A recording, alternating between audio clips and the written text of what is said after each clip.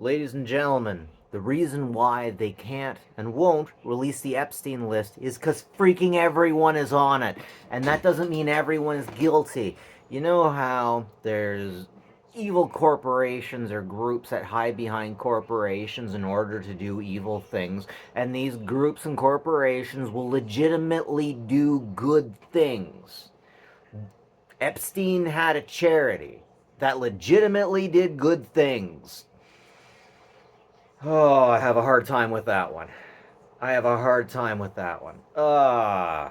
Epstein had a charity.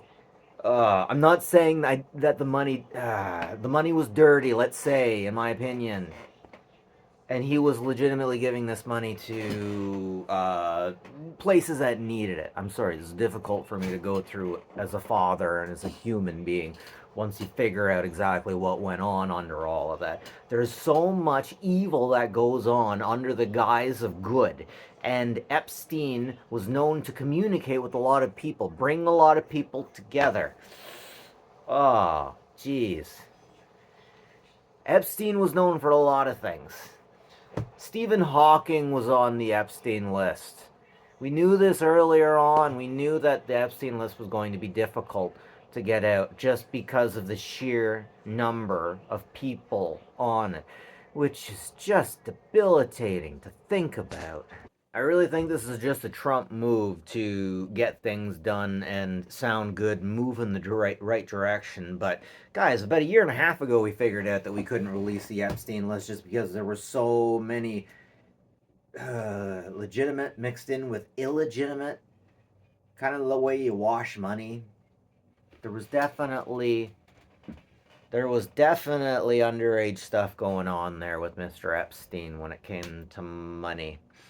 But once again, he was legitimately doing good things. So his client list had legitimate people on it too, and figuring out who was legitimate and who is illegitimate, I suppose, is not really. Wait a second, if they have forensic accountants, they could figure that out and and and glean who from who.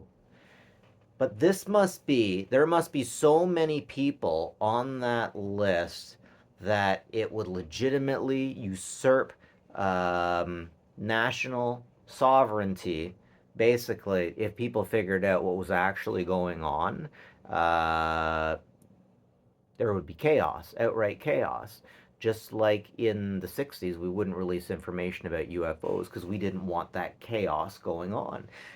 We didn't want to release information about what the CIA was actually doing, even though it was legitimately going on.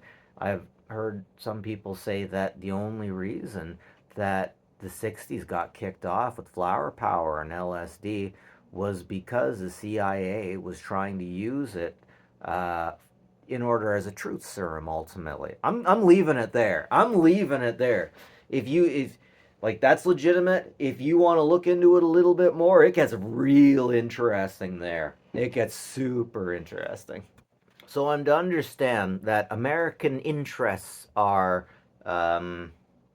American interests is in rich people, rich Americans who can make money off of things in southern areas will often get America's help in order to make sure American interests are taken care of.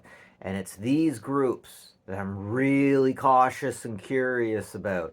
In these people in this glut of people on that list are a bunch of globalists that if they could switch countries like that and like move to a new country in a second to get some more money, they absolutely would. They don't care about their country. They don't care about nationality. They don't even like borders. Let's face it. Once you do blow enough times, you think you start dreaming that borders are just made up things, and that laws are just made up things. Okay. All right. Thoughts, laws, spirits, gods. These are all things that we can't see, but I can tell you damn well exist mathematically. I'm not even talking spiritually, but That's the reason why we can't release the Epstein list. Because everyone's on it. Everyone's on it. If you make $1 billion, you're on that list. And we're too interested in American interest to look into it to figure out who is who. And even if we did, in this day and age, with how much everyone's ripping each other apart outside of Congress and whatnot, they really messed up when they decided to pull Trump's clearance after he left. Because now, come on, now what's he gonna do? What's he gonna do?